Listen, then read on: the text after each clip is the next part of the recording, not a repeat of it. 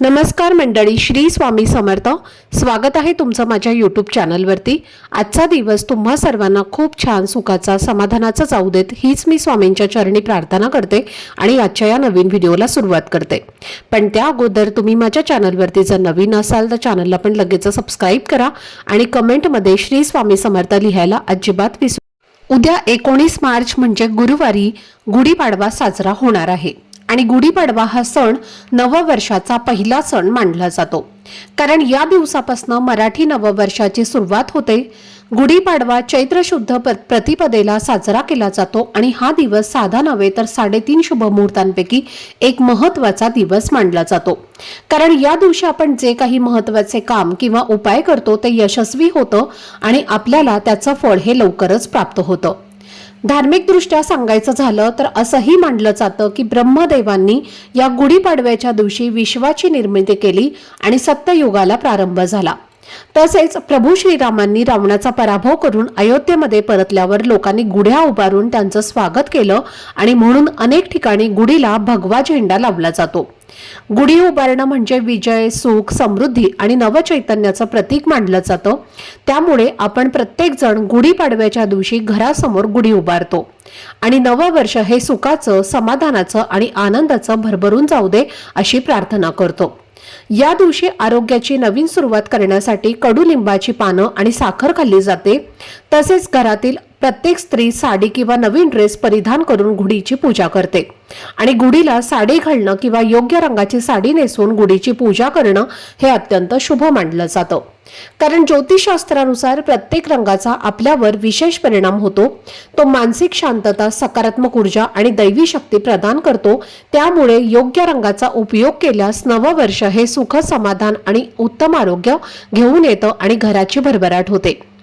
तर आजच्या या व्हिडिओमध्ये मी तुम्हाला यंदा गुढीपाडव्याला कोणते रंग शुभ रंग असतील, कोणत्या रंगाची साडी घालावी, कोणत्या रंगाची साडी चुकूनही गुढीला घालू नये आणि गुढी उभारण्याचा योग्य वेळ कधी आहे याबद्दलची संपूर्ण सविस्तर माहिती सांगणार आहे. त्यामुळे व्हिडिओ हा सुरुवातीपासून शेवटपर्यंत नक्की पहा, जेणेकरून तुमच्यापर्यंत योग्य ती माहिती पोहोचेल. आणि तुम्ही माझ्या चॅनलवरती जर नवीन असाल तर चॅनलला पण लगेच सबस्क्राईब करा आणि बेल आयकॉनला पण प्रेस करा, म्हणजे मी जेव्हा कधीही नवीन व्हिडिओज अपलोड करेन त्याचं नोटिफिकेशन सर्वात आधी तुम्हाला मिळेल आणि तुमचा एकही व्हिडिओ हा मिस होणार नाही. तसेच खाली असलेल्या हाईप बटनवर सुद्धा क्लिक करा. गुढीपाडवा हा दिवस 3.5 शुभ मुहूर्तांपैकी एक अत्यंत पवित्र आणि शुभ दिवस मानला जातो आणि म्हणूनच या दिवशी आपण गुढी उभारतो, कारण ही गुढी म्हणजे विजय, आरोग्य, समृद्धी आणि मंगलमय जीवनाचं प्रतीक असतं. तसेच ती वाईट शक्तींचा नाश करून नवीन वर्षाची सकारात्मक आणि आनंददायी सुरुवात दर्शवते आणि आपल्या घराच्या दारात उभी केलेली गुढी ही नकारात्मकता आणि वाईट प्रवृत्ती दूर करून घरामध्ये सुख, समृद्धी आणि उत्तम आरोग्य घेऊन येतं. म्हणूनच या दिवशी गुढी उभारण्याला खूप महत्त्व दिलं जातं. आता गुढीपाडव्याच्या दिवशी गुढी कोणत्या वेळेत उभारावी हे समजून घेतलं तर सूर्योदयानंतर लगेच म्हणजे सकाळच्या पहाटे गुढी उभारणं अत्यंत शुभ मानलं जातं आणि त्यासाठी तुम्हाला पहाटे लवकर उठून अभ्यंग स्नान करणं खूप गरजेचं असतं, कारण या दिवशी केलेलं अभ्यंग स्नान आपल्या शरीरातील आणि मनातील नकारात्मकता, दोष, वाईट ऊर्जा हे दूर करून नवीन वर्षासाठी सकारात्मक ऊर्जा देत असते आणि आपल्या आयुष्यामध्ये प्रगतीचे मार्ग खुले करते. म्हणूनच या दिवशी स्नानालाही तेवढंच महत्त्व दिलं जातं जितकं गुढी उभारण्याला महत्त्व दिलं जातं. स्नान करताना अंघोळीच्या पाण्यामध्ये कडुलिंबाची 2 पानं आणि थोडीशी हळद टाकून स्नान केल्यास त्याचा अधिक शुभ परिणाम आपल्याला प्राप्त होतो आणि स्नान झाल्यानंतर लगेचच गुढी उभारण्याची तयारी करणं योग्य मानलं जातं, कारण ही वेळ सर्वात शुभ असते. गुढी उभारण्यासाठी शक्यतो बांबूचाच वापर करणं योग्य मानलं जातं, कारण पारंपरिक पद्धतीने गुढी ही बांबूवरच उभारली जाते. जरी आजकाल अनेक जण प्लास्टिकचे पाईप किंवा इतर झाडांच्या फांद्या वापरत असले तरी खऱ्या परंपरेनुसार बांबूला विशेष महत्त्व दिलं जातं. त्यामुळे तुम्ही बाजारातून बांबू आणू शकता किंवा घरात जर जुना बांबू असेल तर तो स्वच्छ धुवून तुम्ही वापरू शकता. गुढी उभारताना सर्वात योग्य वेळ म्हणजे सकाळी 6 ते 8 या दरम्यानची आहे आणि बरेच जण ही चूक करतात की दुपारी किंवा उशिरा गुढी उभी करतात, पण खरं पाहता शुभ मुहूर्त हा सकाळीच असतो आणि त्यामुळे शक्यतो याच वेळेमध्ये गुढी उभारावी. तसेच गुढी उभारताना दिशा देखील खूप महत्त्वाची असते आणि नेहमी गुढी ही आपल्या घराच्या पूर्व किंवा उत्तर दिशेला अंगणात किंवा बाल्कनीमध्ये उभारणं हे शुभ मानलं जातं, कारण या दिशा सकारात्मक ऊर्जा आणि प्रगतीचे प्रतीक मानल्या जातात आणि आपण गुढी उभारताना आपल्या कुटुंबाच्या सुख समृद्धीसाठीच प्रार्थना करत असतो। त्यामुळे योग्य दिशेला गुढी उभारल्यास त्याचे चांगले परिणाम मिळतात। एक गोष्ट मात्र नेहमी लक्षात ठेवा की गुढी उभारताना किंवा तिची पूजा करताना दक्षिण दिशेकडे तोंड करून गुढी उभारू नये, कारण दक्षिण दिशा ही अशुभ मानली जाते। त्यामुळे ती टाळून पूर्व किंवा उत्तर दिशेला गुढी उभारणेच हे अधिक योग्य आणि लाभदायक ठरतं।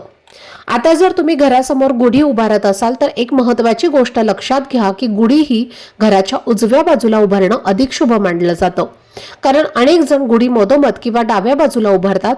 पण ज्योतिषशास्त्रानुसार जेव्हा तुम्ही बाहेरून घरामध्ये प्रवेश करता तेव्हा तुमची जी उजवी बाजू येते म्हणजे उजव्या हाताला जी बाजू येते त्या बाजूला गुढी उभारणं योग्य आणि लाभदायक ठरतं।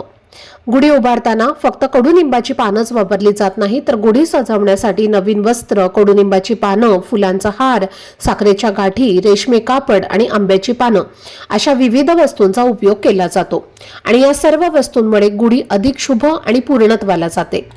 संध्याकाळी सूर्य मावळल्यानंतर गुढी उतरवली जाते आणि गुढीला लावलेली कडुनिंबाची पानं घरातील प्रत्येक व्यक्तीने किमान एक तरी खाणं हे शुभ मानलं जातं, कारण अशी श्रद्धा आहे की त्या पानांमध्ये दैवी शक्ती असते आणि आपण दिवसभर गुढीची पूजा करत असल्यामुळे त्यामध्ये लक्ष्मीचा वास असतो असं मानलं जातं। त्यामुळे ती पानं खाल्ल्याने घरात सकारात्मक ऊर्जा वाढते। त्यातील एक कडुनिंबाचं पान तुम्ही घरात वापरल्या जाणाऱ्या गहू किंवा बाजरीच्या पिठात टाकू शकता आणि उरलेली पानं निर्माल्यामध्ये टाकू शकता। तसेच त्यापैकी एक पान तुम्ही तुमच्या पर्समध्ये ठेवलं तरी सुद्धा ते शुभ मानलं जातं। गुढीत लावलेली आंब्याची पानं लगेच फेकून न देता ती एक दिवस तुमच्या घराच्या मुख्य दरवाजावरती ठेवायची आहेत, ज्यामुळे घरात सकारात्मक ऊर्जा टिकून राहते आणि त्यानंतरच ती निर्माल्यामध्ये टाकायची आहेत। गुढीला लावलेला साखरेचा हार किंवा गाठी तुम्ही घरातील सर्वांनी प्रसाद म्हणून खायचा आहे आणि गुढीला बांधलेली साडी तुम्ही स्वतः वापरू शकता किंवा जपून ठेवून पुढच्या वर्षी पुन्हा गुढीसाठी वापरू शकता। गुढीच्या वर ठेवलेला कलश हा देखील खूप महत्त्वाचा असतो, त्यामुळे गुढी उतरवल्यानंतर तो लगेच धुवू नये। त्यामध्ये तांदूळ भरून त्यामध्ये एक नाणं टाकून तो कलश देवघरामध्ये ठेवावा आणि संपूर्ण रात्र तसाच ठेवावा आणि त्या धान्याची पूजा करावी आणि दुसऱ्या दिवशी ते तांदूळ घरातील तांदळाच्या डब्यामध्ये मिसळावेत, ज्यामुळे घरामध्ये अन्न समृद्धी टिकून राहते आणि त्यानंतर कलश स्वच्छ धुवून पुन्हा वापरासाठी तुम्ही घेऊ शकता। आता आपण पाहूयात की गुढीपाडव्याच्या दिवशी असे कोणते शुभ रंग जे आहेत, कोणत्या रंगाची साडी आपण गुढीला घालावी किंवा स्वतः गुढीची पूजा करत असताना कोणत्या रंगाची साडी घालावी याबद्दलची माहिती जाणून घेणार आहोत। तर पहा, गुढीपाडव्याच्या दिवशी गुढी उभारण्यासाठी केशरी भगवा जो कलर आहे तर त्या रंगाचे वस्त्र तुम्ही गुढीला घालू शकता आणि तुम्ही स्वतः सुद्धा परिधान करू शकता, कारण जो केशरी म्हणजेच भगवा रंग जो असतो तर तो विजय, त्याग आणि शौर्याचं प्रतीक मानला जातो आणि म्हणूनच या दिवशी तुम्हाला मी व्हिडिओच्या अगोदर सांगितलं की अनेक जण शिवाजी महाराजांचा भगवा झेंडा जो आहे तर तो सुद्धा लावत असतात आणि म्हणून तुमच्याकडे भगव्या रंगाची म्हणजे केशरी रंगाची साडी असेल, ब्लाउजचा पीस असेल किंवा शिवाजी महाराजांचा भगवा झेंडा असेल तर तो देखील तुम्ही गुढीला लावू शकता। त्यानंतर दुसरा रंग म्हणजे पिवळा रंग। पिवळा रंग हा सर्व संपन्न म्हणजे सर्व गुण असलेला हा पिवळा रंग आहे। पिवळा रंग सत्वगुण, सूर्य आणि सवर्ण समृद्धी दर्शवतो आणि म्हणूनच या दिवशी आपण पिवळ्या रंगाची साडी घालून गुढीची पूजा केली किंवा तुम्ही गुढीला सुद्धा पिवळ्या रंगाची साडी घातली तर ते सुद्धा खूप शुभ मानलं जातं। त्यानंतर पुढचा रंग आहे तो म्हणजे हिरवा रंग। हिरवा रंग हा निसर्गाचं प्रतीक आहे। समृद्धी, निसर्ग आणि नवीन सुरुवातीचे हे चिन्ह आहे आणि गुढीपाडव्यापासून नवीनच वर्षाची सुरुवात होते आणि म्हणूनच आपल्याला जर या दिवशी शक्य असेल तर हिरव्या रंगाची साडी तुम्ही स्वतः घालून गुढीला सुद्धा हिरव्या रंगाची साडी घालू शकता। त्यानंतर पुढचा रंग आहे तो म्हणजे लाल रंग। लाल रंग म्हणजे सौभाग्याचं प्रतीक आहे, पावित्र्य, मंगलमय आणि उत्साहाचं प्रतीक म्हणून लाल रंग जो आहे तर तो ओळखला जातो।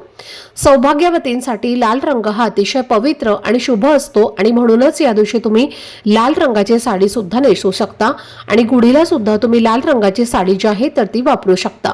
त्याचबरोबर या दिवशी गुलाबी रंग हा सुद्धा अतिशय शुभ मानला जातो। गुलाबी रंग हा प्रेम आणि प्रसन्नतेचं प्रतीक आहे आणि म्हणून या दिवशी तुम्ही गुलाबी रंगाची साडी नेसू शकता आणि गुढीला सुद्धा तुम्ही गुलाबी रंगाची साडी जी आहे तर ती घालू शकता। त्यानंतर पुढचा रंग आहे तो म्हणजे सोनेरी रंग। तर पहा, सोनेरी रंग हा सुद्धा इतका इतर रंगांच्या इतकाच शुभ मानला जातो, कारण ते सुवर्ण आणि ऐश्वर्याचं प्रतीक मानलं जातं आणि म्हणून या दिवशी तुम्ही सोनेरी रंगाची साडी सुद्धा नेसू शकता आणि गुढीला सुद्धा तुम्ही ती घालू शकता। आता या दिवशी असे कोणते 2 रंग आहेत जे आपल्याला चुकूनही घालायचे नाहीत किंवा गुढीला सुद्धा त्या रंगाची साडी तुम्हाला चुकूनही घालायची नाही। त्यामध्ये सगळ्यात पहिला रंग आहे तो म्हणजे काळा रंग। गुढीपाडव्याला तुम्हाला काळा रंग हा पूर्णपणे वर्ज करायचा आहे, कारण गुढीपाडव्याच्या दिवशी चुकूनही काळा रंग हा वापरू नये, कारण हा रंग दुःखाचा आणि अशुभतेचं प्रतीक मानला जातो। त्यामुळे साडी आणि गुढीचे वस्त्र हे कधीही काळे नसावेत असं आपल्या ज्योतिषशास्त्रामध्ये सांगितलं गेलं आहे। त्यानंतर पुढचा रंग आहे तो म्हणजे एकदम डार्क गडद निळा किंवा जांभळा रंग, तर तो सुद्धा सणासुदीला किंवा गुढीपाडव्याच्या दिवशी आवर्जून टाळावा, कारण हे रंग आपल्या आयुष्यामध्ये नकारात्मकता आणत असतात। आणि त्यानंतर पुढचा रंग आहे तो म्हणजे पांढरा रंग। आता पांढरा रंग जरी शांततेचा प्रतीक असला तरीही गुढीपाडव्याचा जो सण आहे तर हा 3.5 शुभ मुहूर्तांपैकी असलेला एक दिवस आहे आणि या दिवशी चुकूनही पूर्ण पांढऱ्या रंगाची साडी नेसणं आवर्जून टाळायचं आहे। जर तुमच्याकडे पांढऱ्या रंगाची साडी आहे पण त्यावरती लाल रंगाची बॉर्डर आहे, पिवळ्या रंगाची बॉर्डर असेल किंवा त्या साडीवरती लाल रंगाचा ब्लाऊज तुमच्याकडे असेल तर अशी साडी तुम्ही घालू शकता, पण चुकूनही पूर्ण पांढऱ्या रंगाची साडी जी आहे तर ती तुम्ही स्वतःही घालू नका आणि गुढीला सुद्धा तुम्हाला घालायची नाही। आता गुढीपाडव्याच्या दिवशी गुढीला साडी घातल्याने आपल्याला जी सुती साडी असते तर ती वापरणं अतिशय उत्तम मानलं जातं।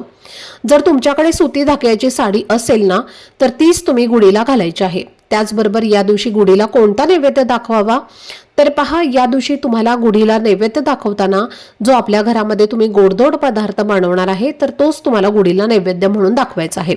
आता गुढीपाडवा हा दिवस तुम्हाला आधीच सांगितल्याप्रमाणे 3.5 शुभ मुहूर्तांपैकी एक असल्याने या दिवशी सोनं चांदी खरेदी करणं, नवीन वाहन खरेदी करणं, कपडे खरेदी करणं किंवा घराची पूजा करणं, एखादी नवीन वस्तू खरेदी करणं हे खूप शुभ मानलं जातं।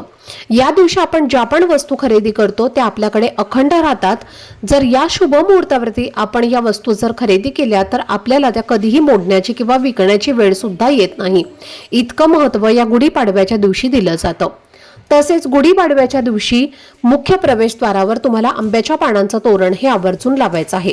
या दिवशी आपण आर्टिफिशियल तोरण जे आहे तर ती लावत असतो आणि ते फक्त आपल्या घराला सुशोभित करत असतात, पण खरं तर पहा त्यातून आपल्याला कोणतीही सकारात्मकता जी आहे तर ती मिळत नाही, फक्त ते आपल्याला घराला सुशोभित करत असते। पण याच ठिकाणी जर तुम्ही आंब्याच्या पानांचं तोरण तुमच्या मुख्य प्रवेशद्वारावरती या दिशेला लावलं तर तुमच्या घरातील सर्व दोष, नकारात्मकता, इडापिडा, पितृदोष, ग्रहदोष नष्ट होऊन घरात सुख, शांती, समृद्धी आणि ऐश्वर्य नांदू लागेल। तर अशा पद्धतीने आपल्याला हा गुढीपाडव्याचा जो सण आहे तर तो साजरा करायचा आहे आणि जे काही शुभ रंग मी तुम्हाला सांगितलेले आहेत त्यातील एखादा शुभ रंग तुमच्याकडे असेल तर तोच तुम्हाला परिधान करायचा आहे।